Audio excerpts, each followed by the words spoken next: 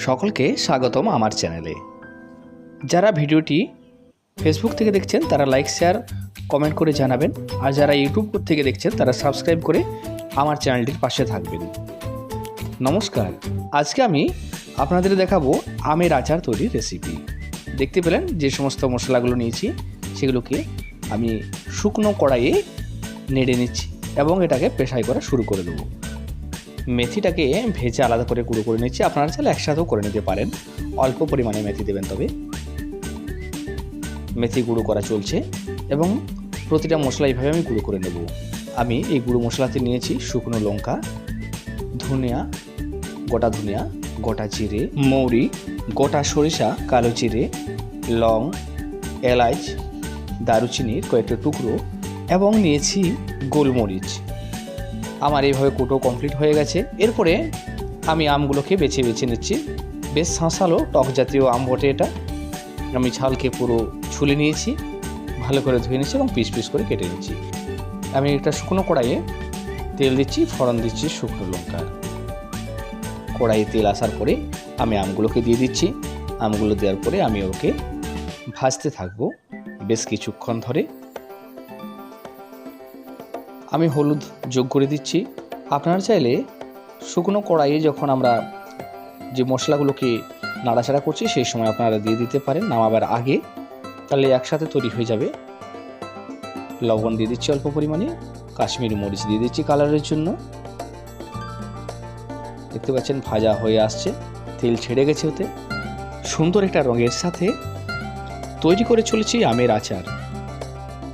আমি যেহেতু গুড় দিয়ে বানাচ্ছি, আপনারা চাইলে চিনি দিয়ে বানাতে পারেন, সেক্ষেত্রে তার স্বাদ আলাদা হবে।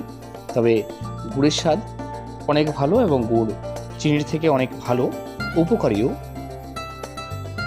আমি এখানে কাটা আমটা প্রায় 1.5 কিলোর মতো নিয়েছিলাম, তাই গুড়ের পরিমাণটা টক অনুপাতে আপনারা যোগ করে দেবেন। আমি এখানে 1 কিলোর মতো নিয়ে নিচ্ছি গুড়।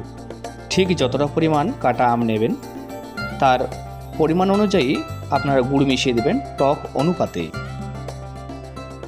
আমের আচার তৈরির রেসিপিটি ঝটপট এবং সুন্দর সুস্বাদু। এটি আপনি বানিয়ে দীর্ঘদিন রেখে দিতে পারবেন বাড়িতে। গুড় গলে পুরো কড়াই জুড়ে ভর্তি হয়ে গেছে, দেখতে পাচ্ছেন। আমি সেদ্ধ হচ্ছে, অনেকটা সেদ্ধর পরে আমি এতে আমার যে কুটো মশলাগুলো ছিল কুটে রাখা সেইগুলো পুরোটাই যোগ করে দিই। মিশিয়ে নিয়েছি, ফুটতে থাকুক। সুসিদ্ধ হয়ে গেলে বুঝতে পারবেন। নতুন এবং টেস্টি ভিডিও পাওয়ার জন্য আমার চ্যানেলটি দেখতে থাকুন। এখন অনেক দেরি আছে, সেদ্ধ হওয়ার মুখেই। পরবর্তী ধাপে আপনারা চাইলে এটা সংরক্ষণের জন্য ভিনেগার দিতে পারেন। তো ভিনেগার দেওয়ার সময় হবে আমি বলে দেব।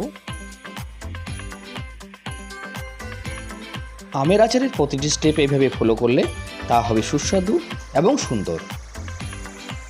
এইবারে দেখতে পাচ্ছেন আমটা প্রায় সেদ্ধ হয়ে এসছে। গ্রীষ্মকালে এক টুকরো আমের আচারের সাথে ভাতে জমে যাবে, জাস্ট অসাধারণ।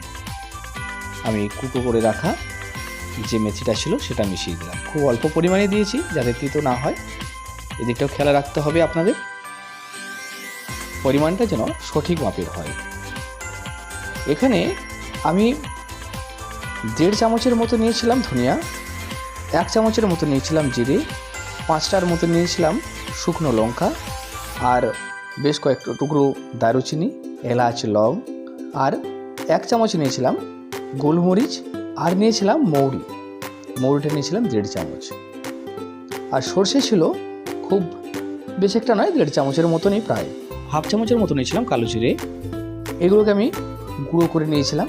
তো পুরোটাই আমি কমপ্লিটভাবে বলে দিলাম। এই রেসিপিটি একবার বাড়িতে তৈরি করে দেখুন। আমার প্রায় আমের আচারটা সেদ্ধ হয়ে গেছে, দেখতে পাচ্ছেন। যদি আপনারা ভিনেগার দিতে চান তো এই অবস্থাতে ভিনেগার দিয়ে তাকে নামিয়ে নেবেন। আমার যেহেতু খুব তাড়াতাড়ি শেষ হয়ে যায়, কারণ আমরা আমের আচারটা প্রচুর পরিমাণে খাই। এত সুস্বাদু আচার আমরা রাখি না, প্রতি 12 মাসে আমরা তৈরি করে থাকি। তাই এদিকে ঠান্ডা করা অবধি এইভাবে রাখবেন, স্টিলের জায়গাতে তুলে নেবেন। এরপর এটা কাঁচের জারে বা স্টিলের পাত্রেও আপনারা সংরক্ষণ করে রাখতে পারেন এইভাবেই।